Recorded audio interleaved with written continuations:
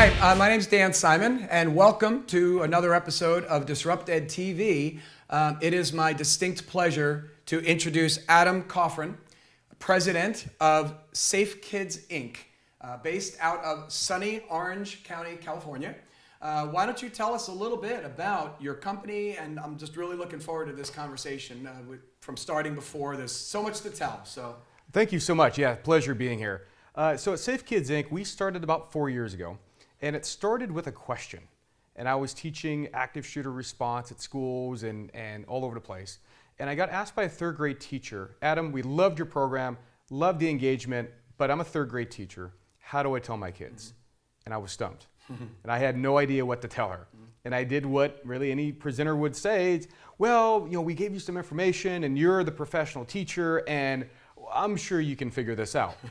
And I think we all know that's not always the case. And so that's kind of where the idea was born. Really cool. So you're a curriculum company, right? Correct. But what you do obviously is so specialized, so focused. I really like your mission. You described your mission to me as creating a generation of safe thinkers. Right. In your mind, what is a safe thinker? So we think about growing up, and when we went to school, we had earthquake drills, and I liked them because you got out of class for a little while. It was like mini recess, right? Right. And out in California and other places, we do those every month. Every month there's a fire drill, and then we grew up also with natural disasters. So in California, we were doing earthquake drills, which is duck and cover under your desk, and then again you get to go outside for a while, and it's great because you don't have class, right? And other parts of the country, there's different disasters that we prepare for. But what we never prepared for was violence. What if violence finds us somehow in life? And we know just by the numbers that the possibility of us being in a violent event, maybe it's a domestic violence or abusive relationship. Maybe our neighbors we hear every morning yelling and screaming at each other. Maybe it's when we're in college and there's a bar fight or there's a fight at a party or something, right? And so violence finds us somehow, some way in life far more than fire ever does or natural disaster does. But we're doing nothing in schools to try to give some tools or what we call a safe thinker, that type of reaction. What do we do when that happens? It's interesting the way you speak about that because I think we have a tendency to think that safe thinking, you have to be a certain level of maturity for that, that you have to be, maybe you're not ready to really be thinking at that level till you're middle school or high school, but your program actually is built initially for the kindergarten through the 8th grade, right? Tell us a little bit about the structure of how, we'll get more into the specific curriculum later, but about the structure of why you're starting at that level as opposed to the upper levels, with the kindergarten through the middle school. Well, it goes back to what we're already talking about. We're not doing fire drills at the kindergartners. We're not doing certain drills. So we said there's got to be a way that we can get this information in a very age-appropriate, non-threatening manner to the little kids. Because what we started seeing in our research was kindergartners, first graders, when you're doing a lockdown drill and teachers don't have a script, they don't have a story or a narrative, these kids the anxiety's up, the fear is up, they're crying. And so now as a teacher, you're responsible for 20, 30, 40 students in your classroom who's panicked, who's afraid.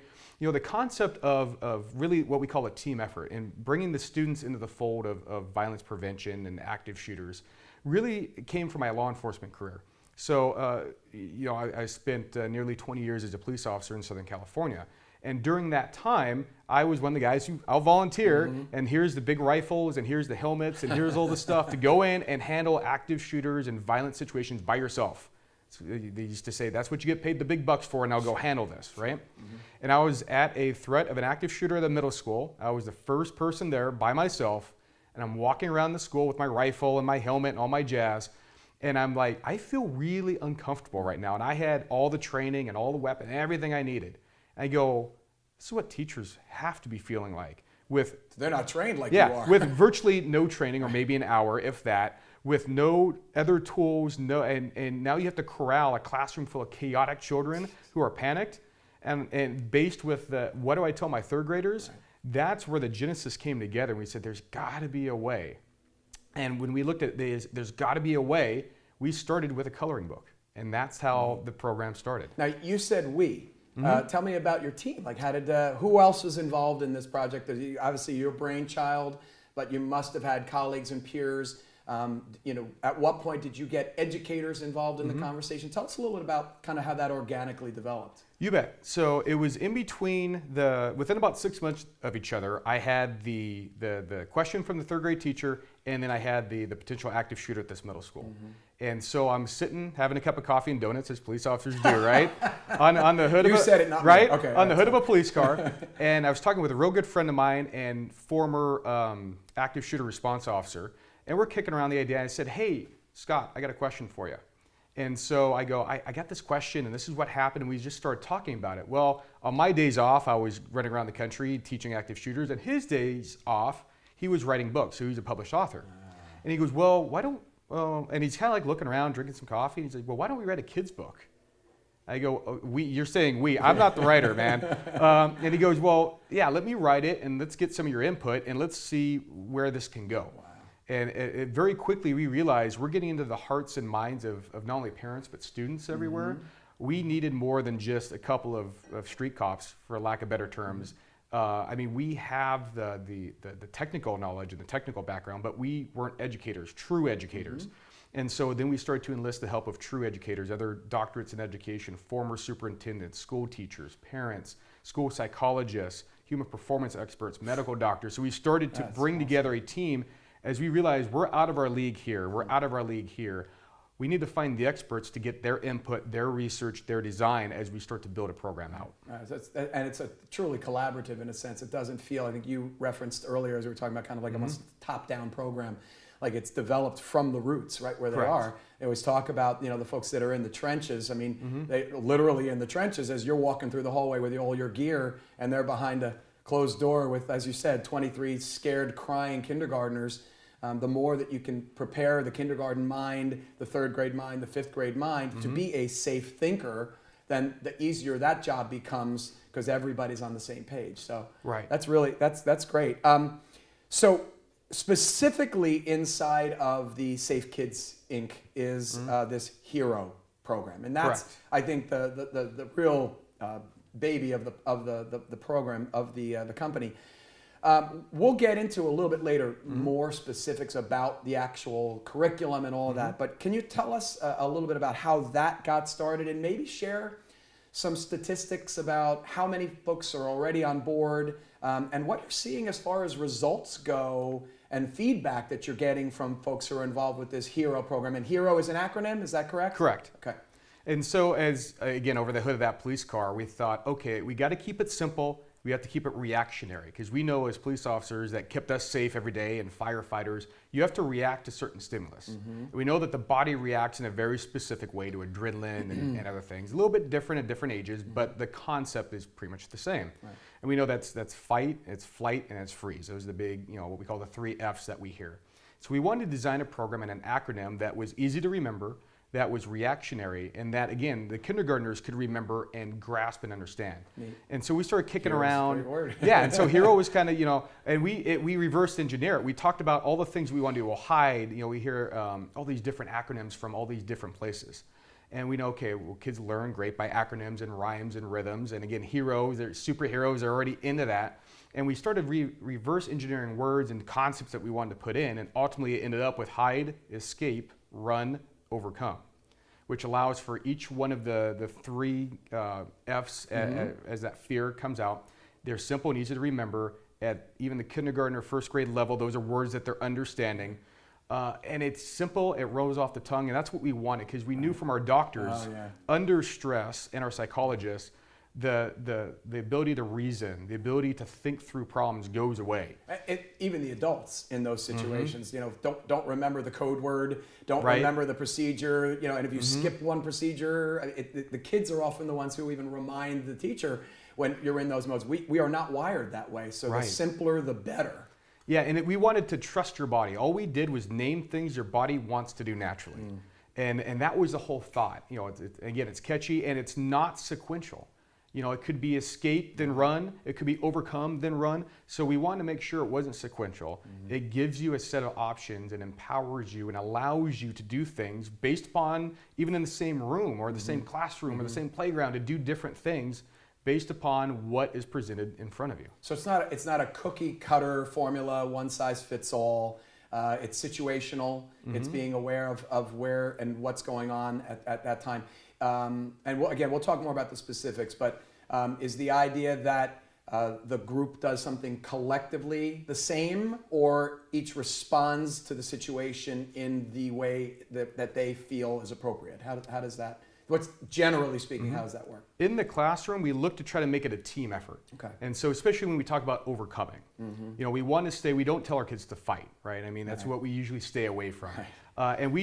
Even in the curriculum, we coined that fighting is, you want to hurt somebody, but overcoming is you're trying to get away from someone hurting you. And so when we talk about overcoming in the classroom, you could have 20 or 25 first graders. Classroom doors open, nice sunny day, and you have a deranged individual who walks into that classroom, maybe with a baseball bat or a stick or, firearm, a knife, whatever that might be. And as soon as we recognize that there's danger and we can't lock down and we can't hide, we might not be able to get away right away. We might have to overcome. And so the teacher, will say overcome. And now the kids, anything around them, they get to throw. And so you have 20 or 30 items coming at you all at the same time. Whether it hurts you or not, it creates a visual distraction. Right. We talk about chaos, resistance, and disruption. That's the environment that we want in that classroom. And as opposed to 20 or 30 people hiding underneath desks and maybe a teacher left, you now have 30, 31, 32 individuals engaged in trying to repel this person, let them go someplace else. Then we might now hide in that classroom, or we might escape out the other door to get away from this person. I think that's been a debate in education, particularly amongst educators for so long, about that almost helpless feeling in one scenario where where you are hiding, or you're trying to make sure that you're not seen or visible, and others feeling that there was that change in kind of the shift, and no, we're no longer going to take that approach. We're going to take this fight back approach. And it sounds like what you're really teaching, again, safe thinking, is what's the right response in that particular moment or in that particular scenario or situation. In fact, we'll get more into the curriculum, but you were alluding earlier to the fact, I guess there's no better way to test your system, that you mentioned that during training, right, at one particular school, you actually got involved in a school shooting scenario. Correct. Can you talk a little bit about that? Yeah, it's something that we never want to see happen, ever. And so we're in our pilot program, and this was a particular elementary school. It was K through 5th grade. This school, the K through 3rd graders have all completed the program. They did the lesson plans, they had the narrative, they were all set. 4th and 5th grade had not. So you had a bifurcated student body of that had it, had not. It's lunchtime. So you have the worst. The worst, right? So 700 students are at lunch. About 500 of which are the K through 3rd graders. The other couple hundred are the 4th and 5th grade. You hear all of a sudden the sounds of gunfire from the playground. Teachers start reporting the sounds of gunfire. You had a delivery truck driver who jumped the fence into the school and was saying there's a shooting right there. It was a gang neighborhood. And so you had a gang shooting in the backyard that abutted the playground. So the bullets start flying into the playground. Gang members start jumping fences into the playground, into next door neighbors. People are driving off. You have a couple people who are bloody, who have been shot. They're running around. So it's now chaos, and it's flooding into the school. As soon as the kids and the teachers recognized what happened, they started to kind of move, and it took a second for them to realize what was going on. By the time the principal got the information, she issued the lockdown alert over the PA. She said from the time that she issued the alert to the time she walked to her office, so from the secretary's desk to her desk, the 500 K through 3rd graders were gone. She goes, it was a vanished playground. Unbelievable. We talked to the teachers afterwards. Those K through 3rd graders all rushed in the classrooms. They hid. They ran, so they did their danger running to the classroom. Then they hid in the classroom, did their barricades, did everything. You had 3rd graders on their own grabbing their buckets of scissors to hand out overcome items while they were in there. You had a kindergarten class where that teacher handed out teddy bears. Half the class took a nap during the lockdown from the amount of reduced anxiety because they were understanding what was going on. We had a special ed student who was volume challenged. So she had a hard time not only staying auditorily quiet, but have an appropriate tone and volume. She, for 45 minutes, was dead silent. And when asked, first they couldn't find her. Once they did eventually find her, once everything was done, they asked her, what happened? She goes, I just pictured myself as the little girl in the story. And so she kept telling herself, like, she has to be quiet because the little girl in the story did the same thing. Wow. Wow. Boy, if you needed any validation of your program being effective, you got to see it on a trial basis. Again, not a trial anyone ever wants to experience, but to know that everything you hoped for actually came to fruition. It completely played out. And then when we looked at the 4th and the 5th graders, a completely different story. The principal described it as a night and day difference of behaviors between them. They did not want to get in the multipurpose room. They were not quiet. They did not really follow the commands of the teachers very well. They were, but they weren't. They were challenging. And so they had to focus the most faculty and the most resources around these 4th and 5th graders to get them to do what they were supposed to. Yet you had the younger grades that were, I mean, you couldn't have asked for a better response. And then once it was done, and again, we keep finding with this program extra things that come out of it that we didn't necessarily design into it. In the stories and in all the books and the curriculum, at the end of the stories is a character called the Enforcer, and it's kind of portrayed as like a police officer type character, but it comes, saves the day, and our invader character, who's the person who's trying to harm everybody, takes him away to give him some help and everything. Well, the kids saw the Enforcer as the police. So once the lockdown was done, these kids, again, gang neighborhood, not a lot of interaction, good interaction with the police. All these kids are like, hey, can we go out and see the Enforcer? And these kids piled out of the classrooms and were giving the officers high fives and hugging their legs and thanking them because they equated them to the stories in the book. And that was one of those extra unintended responses that we didn't even think about. That's, I mean, just the whole play that works. I mean, you must be hearing, I imagine, I mean, that was again an actual situation you dealt with, but you must be hearing feedback from schools that are starting to implement this in terms of the change in their culture around school safety and drills, et cetera. Anything maybe to share in that regard, either anecdotally or just, again, a statistic of some type that would again, reinforce that we are accomplishing the mission that we set out to accomplish. Well, in the school culture, there's two main, I guess you'd say, motivations, or two main factors or morale issues. You have the teachers and the faculty, and then obviously the students. And so when we go through the program, so they do the professional development and the lesson plans and the program, we saw in teachers, and we do a pre and post test as we piloted to see, okay, what are the teachers talking about beforehand and what are they talking about afterwards? So the movement in the adult psyche. And so at the beginning of the program, we saw less than 50% of teachers were confident in their ability should some violence occur, whether it's that active shooter or a homeless guy, deranged homeless guy who wanders on and is just yelling in the street, whatever it is. I'd be surprised, honestly, if it's even close to 50%. It's probably less than a quarter. Yeah. We were below 50% with some down to 30, upwards of 40, but we were right in that bubble depending on the school and where we were at. Post the program, we saw that the above kind of the ability to say, yes, I am confident, moved to 100%. 100%? We had every teacher, no exceptions, move above, and we did a 1 through 10 scale. And so when we talk about below 50, these were teachers who were 2s, 3s, and 4s, all moved to 7s, 8s, or 9s as 100% movement. And as far as the culture from the faculty, we saw faculty members asking us and telling us, we need something to feel safe. The fences are great and the school resource officers are great and all that's great. And it's all part of school safety. But what we saw was the missing link, the missing key, the highest return on, I guess, the safety investment is the psyche of the teachers and empowering them to do more than I'm just going to wait in my classroom and hope everything's going to be okay. When we saw the students and the parents, our pilots included 20,000 students. And that was in after-school programs, private school programs, and public school programs. So we did a breadth. We had a crisscross of socioeconomic status. We had a crisscross, you name it. I mean, it was everything from very well-to-do neighborhoods to very impoverished neighborhoods.